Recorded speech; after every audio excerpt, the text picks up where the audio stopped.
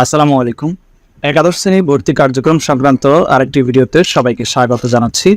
আমি আজকের ভিডিওতে খুবই গুরুত্বপূর্ণ একটা বিষয় নিয়ে আলোচনা করব। সেটা হচ্ছে অনেকেই চিন্তা ভাবনা করে বসে আছেন যে এখন পছন্দের কলেজে না পেলেও ভর্তি হয়ে যাব, পরবর্তীতে ভর্তি হওয়ার পরে কলেজ ট্রান্সফার করে নেব বা টিসি নিয়ে অন্য কলেজে চলে যাব।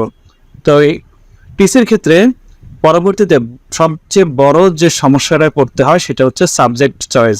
দুটি কলেজেরই কিন্তু সাবজেক্ট চয়েস একই থাকতে হয়। আমি একটা নোটিশ আপনাদেরকে দেখাচ্ছি টিসির অ্যাপ্লিকেশনের, খেয়াল করুন। এখানে বলা হয়েছে এক্ষেত্রে অবশ্যই শিক্ষার্থীর অধ্যয়নরত অর্থাৎ বর্তমানে যেটাতে ভর্তি হচ্ছেন সেটা এবং টিসির মাধ্যমে কাঙ্ক্ষিত উভয় কলেজ অর্থাৎ যে কলেজে যেতে চাচ্ছেন উভয় কলেজে পঠিত বিষয়সমূহ একই থাকতে হবে, একই হতে হবে। একই না হলে কিন্তু ট্রান্সফার আবেদন করা যাবে না। যেমন একই বলতে ঐচ্ছিক আর অপশনাল যে বিষয় সেগুলোর কথাই বলা হয়েছে। যেমন এগুলো আবশ্যিক বাংলা, ইংরেজি, আইসিটি এগুলোর একই থাকবে সব কলেজের, সমস্যা নেই। কিন্তু এই যে বিজ্ঞান গ্রুপের জন্য, তারপরে ওই যে ঐচ্ছিক যে বিষয়গুলো রয়েছে অপশনাল বিষয়, এবারে ব্যবসায় শিক্ষার জন্য, এরপরে মানবিক শাখার জন্য, এই বিষয়গুলো দুইটি কলেজে হুবহু একই রকম থাকতে হবে। তাই যারা বিষয় চয়েস নেবেন বা ভবিষ্যতে অন্য কলেজে যেতে চাচ্ছে সেই কলেজের সাথেও যোগাযোগ করে আপনার বিষয়গুলো ওই কলেজে পড়ানো হয় কিনা বা ওই কলেজে আছে কিনা সে বিষয়টা শিওর হয়ে তারপর আপনি বিষয়টা চয়েস দিবেন। তাহলে আপনার টিসিতে কোনো সমস্যায় পড়তে হবে না। আর টিসির ক্ষেত্রে ওই কলেজে ধরুন আপনি এখন আপনার জিপিএ ভালো থাকা সত্ত্বেও ওই কলেজে আপনি চান্স পাননি, যাদের জিপিএ বেশি ছিল তারাই ওই কলেজে চান্স পেয়েছে।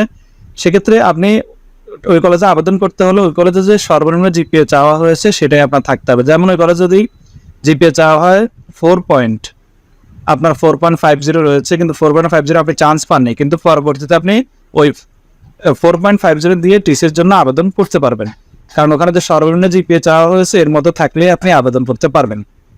আর একটা কথা বলে নেই, সেটা হচ্ছে যেসব বোর্ডে অনলাইনে টিসি আবেদন করতে হয় তো সেগুলোতে আপনারা চেষ্টা করবেন আবেদন ছাড়ার সাথে সাথে আবেদন করে ফেলার জন্য। যত দেরি করবেন যতগুলো কয়েকটা সিট যদিও খালি থাকে সেগুলো ফিল আপ হয়ে যাবে। তাই চেষ্টা করবেন আবেদন শুরু হওয়ার প্রথম দিনে চেষ্টা করবেন আবেদনটা কমপ্লিট করে ফেলার জন্য।